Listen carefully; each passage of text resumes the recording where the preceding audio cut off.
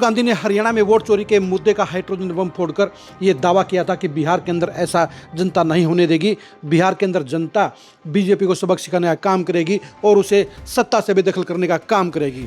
लेकिन चुनाव परिणाम ने कांग्रेस और राहुल गांधी दोनों के तोते उड़ाने का काम कर दिया और बिहार के चुनाव परिणाम के बाद हरियाणा के अंदर कांग्रेस ही सदमे में है और हरियाणा में कांग्रेस दीवार और लठ के बीच में फंसने की पोजीशन में आ गई है। नमस्कार, मैं हूं कुलदीप सुरान। आज हम खरी खरी न्यूज़ में चर्चा करेंगे बिहार के चुनाव परिणाम का हरियाणा कांग्रेस के ऊपर आए इफेक्ट क्या है।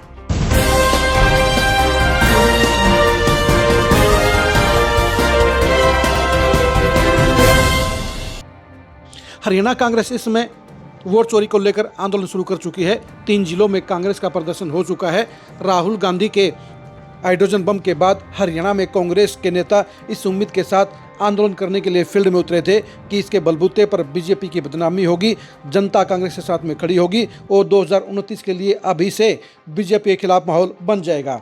लेकिन बिहार चुनाव परिणाम ने सारी की सारी कसरतों पर, सारी की सारी हसरतों पर पानी फेर दिया है और हरियाणा के अंदर साफ तौर पर इसका नेगेटिव इफेक्ट गया है, क्योंकि राहुल गांधी जिस मुद्दे को लेकर पूरे देश में बीजेपी को एक्सपोज करने की कोशिश कर रहे थे, बीजेपी को बदनाम करने की कोशिश कर रहे थे और जनता के बीच में नेगेटिव नैरेटिव बनाकर बीजेपी की घेराबंदी करने का प्रयास कर रहे थे, वो सारे के सारे दांव फेल हो गए हैं। और अब हरियाणा में कांग्रेस के नेताओं के लिए सबसे बड़ी दिक्कत यह है कि अगर वो अभी भी वोट चोरी को लेकर आंदोलन जारी रखते हैं तो उनको जनता का सपोर्ट नहीं मिलेगा और जनता का समर्थन नहीं मिलने से उनकी जग हंसाई होगी, क्योंकि वोट चोरी का मुद्दा बिहार चुनाव के जरिए पिट गया है और ये हाइड्रोजन बम सुतली बम साबित हुआ है। और इसलिए अब हरियाणा के अंदर कांग्रेस के नेताओं के लिए इस आंदोलन को जारी रखना या ख़त्म करना दोनों ही बड़ी समस्या बन गई हैं, क्योंकि अगर वो आंदोलन को जारी रखते हैं तो जनता का रिस्पॉन्स नहीं मिलने पर ये सारी कवायद बेकार और व्यर्थ हो जाएगी। और अगर वो इस आंदोलन को ख़त्म करने का फैसला लेते हैं तो राहुल गांधी की नाराज़गी उनके गले में पड़ जाएगी।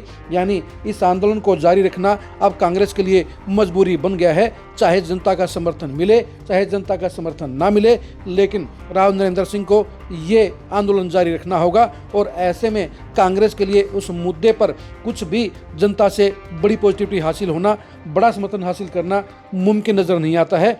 लेकिन हरियाणा के नेताओं की मजबूरी ये है कि राहुल गांधी के फैसले को वो बदल नहीं सकते हैं, राहुल गांधी को नाराज़ भी नहीं कर सकते हैं, इसलिए ये आंदोलन मजबूरी में जारी रखना होगा। लेकिन बिहार चुनाव के परिणाम ने यह साबित कर दिया है कि इस वोट चोरी के मुद्दे का जनता पर कोई इफेक्ट नहीं है, क्योंकि जनता सब जानती है कि किसकी वजह से हरियाणा में कांग्रेस हारी थी।